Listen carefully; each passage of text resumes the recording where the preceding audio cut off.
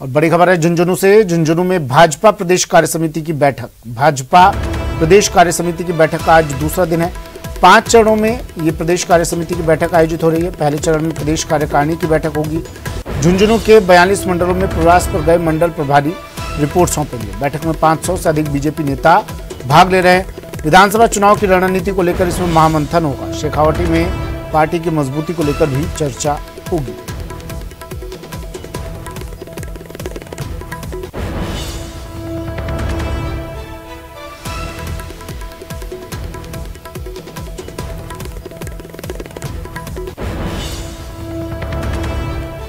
कृष्ण सिंह शेखावत मेरे सहयोगी झुंझुनू से हमारे साथ सीधा जुड़ गए हैं। कृष्ण, भाजपा प्रदेश कार्य समिति की बैठक चल रही है, दूसरा दिन है आज, क्या कुछ चल रहा है, क्या रहने वाला है आज?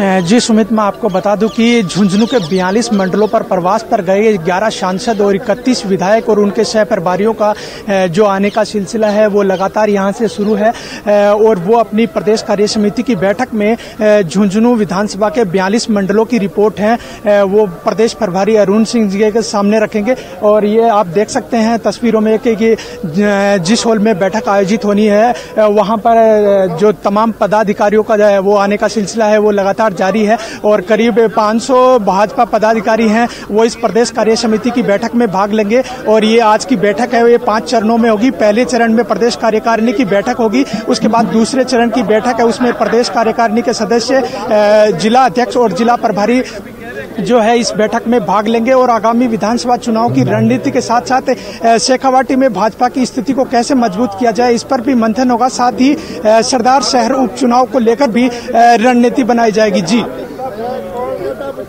रणनीति बनाई जाएगी। शेखावाटी में पार्टी की मजबूती को लेकर चर्चा होगी, आगामी चुनाव को लेकर बात होगी। कौन कौन से प्रमुख चेहरे ऐसे हैं जो आज पहुंच चुके हैं वहां आपको दिखाई दे रहे हैं? अगर आपकी बात हो सके उनसे आप बात कर सके।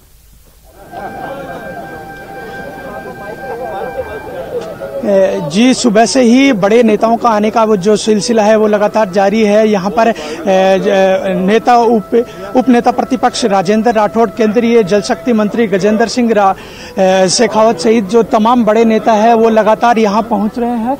और मेरे साथ यहाँ पर जो है वो विधायक कालीचरण सराफ मौजूद हैं। तो सर सर क्या कुछ रहेगा आज की बैठक में? अब क्या कुछ रहेगा ये तो जब मीटिंग होगी तब पता लगेगा। चुनाव की व्यूह रचना बनाई जाएगी। जो 1 साल बाद चुनाव होने वाले हैं विधानसभा के, उसकी रणनीति पर विचार होगा। तो पार्टी है वो जो कांग्रेस है जो 17 दिसंबर को अपने 4 साल को लेकर उत्सव मनाने देखिए, सबसे फेल्योर गवर्नमेंट यदि राजस्थान के इतिहास में रही है तो वो ये अशोक गहलोत सरकार रही है। एक भी वादा पूरा नहीं किया। कानून व्यवस्था की स्थिति जिस प्रकार से बिगड़ी है ये आपके सबके सामने है। इन्होंने जो वादे किए थे वो पूरे नहीं किए, इसलिए सरकार तो इनसे भी पूछती है। पूछिए जरा इनसे, मनमुटाव की खबरें तो इनके लिए मनभेद की खबरें आती रहती हैं। कांग्रेस बार बार सवाल उठाती है इन पर। बीजेपी में भी मनमुटाव और मनभेद नहीं, कोई हमारे यहाँ कोई मतभेद हो सकते हैं लोकतंत्र में, पर मतभेद किसी में नहीं है। क्या रणनीति रहने वाली है? बीजेपी में कोई मनमुटाव और मनभेद की कोई खबरें नहीं है। मैं यहाँ मौजूद और नेताओं से बात करता हूँ कि जो आगामी चुनाव वाले जिला प्रमुख कोटा जिला प्रमुख है हमारे साथ मौजूद है। आगामी चुनाव को लेकर क्या कुछ रणनीति रहने वाली है? आगामी चुनाव में तो भारतीय जनता पार्टी पूरी तैयारी में और 180 पार बीजेपी की सीटें आएगी, कोई इसमें दो राय नहीं है। राहुल गांधी की भारत जोड़ो यात्रा राजस्थान पहुंचने वाली है, पूछिए उसे लेकर कोई सवाल पूछिए इनसे। देखिए, 1 साल बचा चुनाव का तो चुनौती समझते हैं भारत जोड़ो यात्रा से। उन्होंने बेहाल किया हुआ है उसको लेकर तो भारतीय जनता पार्टी हमेशा रणनीति बनाती है और हमेशा ही सड़क पर संघर्ष करने की बात करती है। अब तो लगभग 1 साल बचा है, तो भारतीय जनता पार्टी सड़कों पर सरकार के खिलाफ संघर्ष करेगी। राहुल गांधी की भारत जोड़ो यात्रा राजस्थान में प्रवेश करने वाली है, क्या ये भारत जोड़ो यात्रा चुनौती रहेगी, किस तरह से देखते हैं इसको? देखिए, राजस्थान महिला दुष्कर्म में पूरे देश में नंबर 1 पर है, महिलाओं में अत्याचार में नंबर 2 पर है, दलितों के अत्याचार में नंबर 1 पर है। पूरे देश में सबसे महंगा पेट्रोल और डीजल राजस्थान में मिलता है, पूरे देश में सबसे महंगी बिजली राजस्थान में मिलती है। राहुल गांधी को इन सब चीजों को पहले जोड़ना चाहिए, राजस्थान के लोगों की पहुंच में बनाना चाहिए और जो ये अपराध राजस्थान में फैला हुआ है इसको कम करना चाहिए, इसको बैलेंस करना चाहिए, बाद में यात्रा निकालनी चाहिए।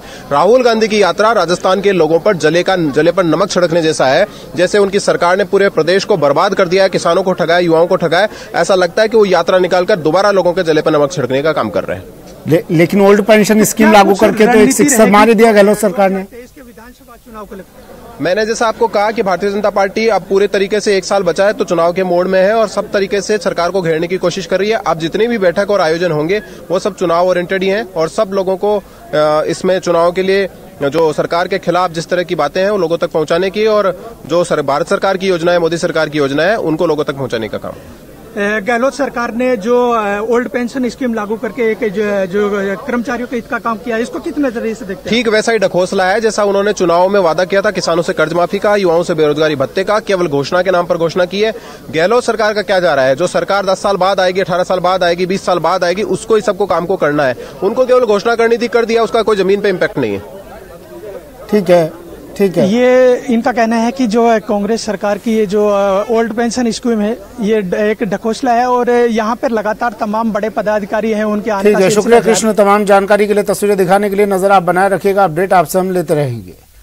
चलिए बढ़ते अगली खबर की ओर। उदयपुर से बड़ी खबर है, जहां रेलवे ट्रैक को उड़ाने की साजिश का मामला।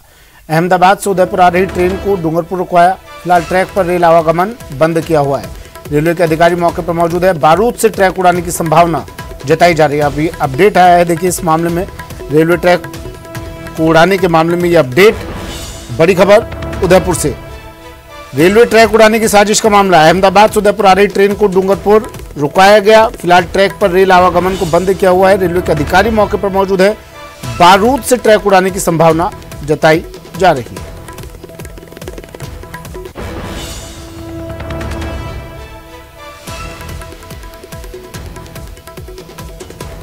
तो रेल यातायात बाधित हुआ है, फिलहाल के लिए दुरुस्त किया जा रहा है रेलवे ट्रैक को। इसके बाद रेल यातायात फिर से सुचारू यहां पर किया जाएगा। कपिल शिमाली मेरे सहयोगी जुड़ गए हैं उदयपुर से।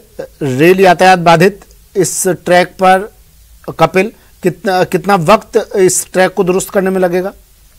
देखिए, फिलहाल ये ट्रैक पूरा कब दुरुस्त हो पाएगा ये कहना मुश्किल है, क्योंकि काफी ज्यादा इसमें नुकसान पहुंचा है। और एक बड़ी जानकारी जो सामने आ रही है, बारूद के गोलों से इसको उड़ाया गया है, जिसे स्थानीय भाषा में बारूद के टोटे बोला जाता है, डेटोनेटर की तरह ये होते हैं, उससे इनको उड़ाया गया है। इसका मुख्यतः जो चट्टानों में ब्लास्ट करने के लिए जो काम में लिया जाता है, बताया जा रहा है कि उस तरह की किसी बारूद से इस ट्रैक को उड़ाने की कोशिश यहाँ पर की गई है। और यही वजह है कि यहाँ पर नुकसान काफी ज्यादा हुआ है। ट्रैक में जो क्रैक्स आए हैं, इन्हें दुरुस्त करना बेहद जरूरी है। तो इसको लेकर रेलवे के अधिकारी इस समय जो काम करने में जुटे हुए हैं। तो वहीं दूसरी ओर अब पुलिस की टीम भी एक्टिव हो चुकी है, वो भी ये पता लगाने की कोशिश कर रही है कि ये साजिश आखिर क्यों रची गई, कौन लोग इसमें शामिल हो सकते हैं। क्योंकि ग्रामीणों का कहना है कि रात को एक बड़े ब्लास्ट की आवाज आई थी, उस दौरान ग्रामीणों को कुछ लोगों की चहलकदमी इस पुलिया के ऊपर नजर आई थी, लेकिन सुबह जब मौके पर स्थिति देखने के लिए ग्रामीण पहुंचे तो ट्रैक टूटा हुआ था, बोल्ट गायब थे, पट्टियां उखली हुई थी।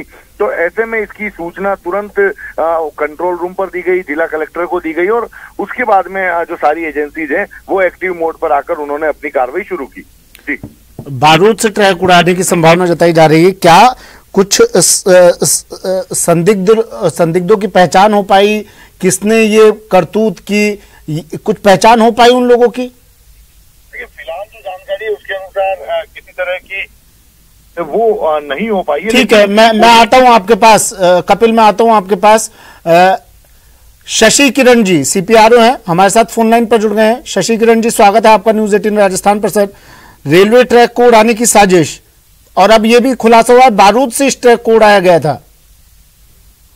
जी हाँ, इसमें हमें सुबह 8 बजे के आसपास न्यूज मिली कि इस रेल खंड पर ट्रैक पे टेक्टोरेटर के द्वारा जो है ऐसा कार्य का साजिश किया गया है, हुआ है। और सिविल पुलिस भी वहां पहुंच गई है, हमारे रेलवे का अधिकारी भी वहां साइट पे पहुंच गए हैं और इसकी अब जांच की जा रही है कि कैसे हुआ और इस पे अब अग्रिम कार्रवाई की जा रही है। अच्छा सर, कब तक ये रेलवे ट्रैक दुरुस्त हो जाएगा, क्योंकि अभी यहाँ तो रेलवे यातायात भी पूरी तरह से बाधित हो गया है? एक ही ट्रेन अभी चलती है और अभी उसको हमने रेगुलेट कर दिया है, पीछे के स्टेशन पे उसको रोक दिया गया है जी। और कोई ट्रेन है नहीं। और लेकिन यह है कि रेलवे के अधिकारी और जो इंजीनियर्स है वो भी वहाँ साइट पे पहुंच गए हैं और ट्रैक को भी जल्दी ही दुरुस्त किया जाएगा। अच्छा, कुछ किसी संदिग्धों की पहचान हो पाई, किसने इस करतूत को अंजाम दिया, पहचान हो पाई सर उन लोगों की? नहीं, वो सिविल पुलिस इस मामले की जांच कर रही है और अभी तक जानकारी नहीं। ठीक है, शुक्रिया सर हमारे साथ जुड़ने के लिए। शशि किरण जी CPRO हमारे साथ फोन लाइन पर जुड़े, कह रहे थे जल्द यातायात यहाँ से शुरू हो जाएगा, रेलवे आवागमन यहाँ से शुरू हो जाएगा। एक ही ट्रेन यहाँ पर चलती थी, उसको फिलहाल उसको दूसरे ट्रैक से भेजा जा रहा है। रेलवे के अधिकारी मौके पर मौजूद है। बारूद से बताया जा रहा है रेलवे ट्रैक को उड़ाया गया था, रेलवे ट्रैक उड़ाने की साजिश का मामला। बड़ी खबर। और जालौर के सांचौर से खबर है, जहां किसानों का हल्ला बोल। नर्मदा के पानी की मांग को लेकर किसानों का धरना 3 दिनों से जारी है। यहां पर किसानों का धरना 3 दिन से जारी है। 5 किसान भूख हड़ताल पर बैठे हुए हैं। किसानों ने अधिकारियों पर मनमर्जी का आरोप भी लगाया।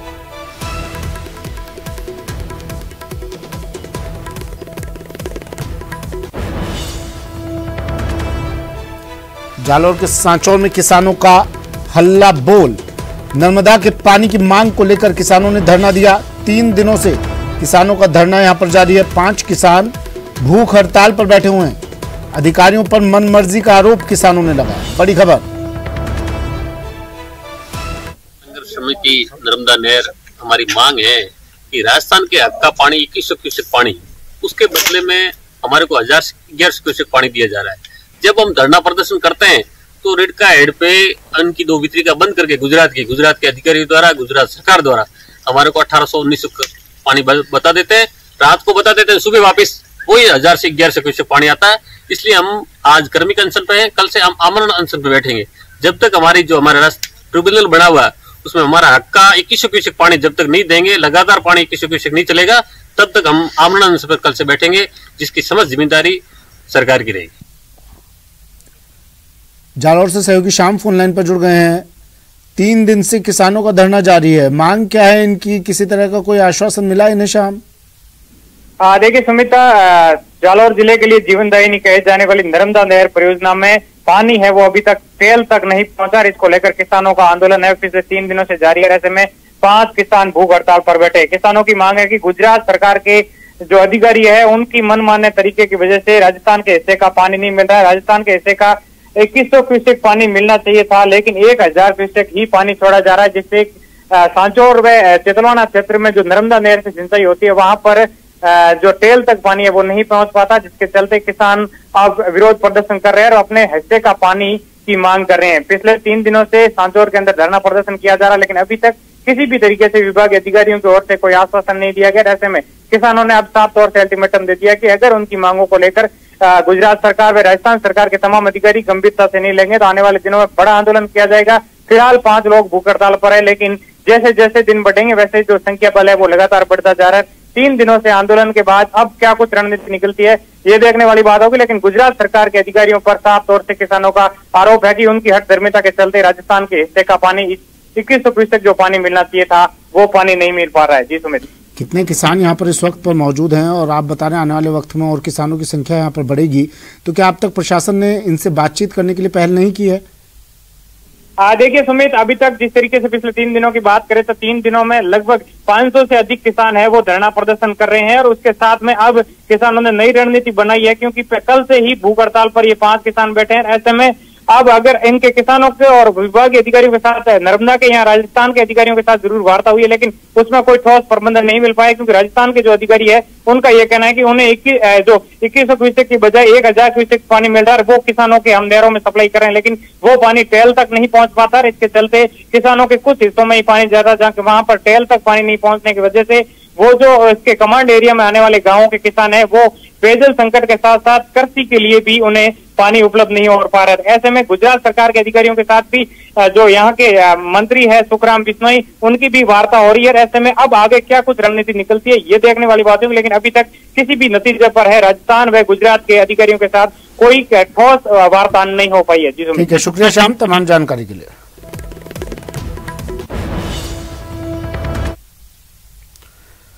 चलिए बढ़ते हैं अगली खबर की और। बात कोटा की, जहां कोटा पुलिस ने चलती ट्रेन में एक किडनैपर दंपत्ति को पकड़ा है। इस दंपत्ति ने महाराष्ट्र के नागपुर जिले से एक नाबालिग का अपहरण किया था। पुलिस से बचने के लिए नाबालिग को छोड़कर फरार हो गए। नागपुर पुलिस ने दंपत्ति के बारे में सूचना दी और उनके फोटो शेयर किए। कोटा पुलिस को दंपत्ति के भोपाल जोधपुर ट्रेन में सवार होकर कोटा की तरफ आने की सूचना मिली, जिसके बाद कोटा पुलिस एक्टिव हुई और चलती ट्रेन में करीब 55 किलोमीटर पहले से सर्च शुरू किया। तब जाकर किडनैपर दंपत्ति को पकड़ा गया। पकड़े गए दंपत्ति का नाम योगेंद्र प्रजापति और रीटा प्रजापति है। इन्होंने 10 नवंबर को पड़ोस में रहने वाले 8 महीने के बच्चे का अपहरण किया था। बच्चे को नागपुर पुलिस ने छुड़ा लिया था, लेकिन चकमा देकर ये दोनों फरार हो गए थे। फिलहाल इतना ही, दीजिए इजाजत, नमस्कार।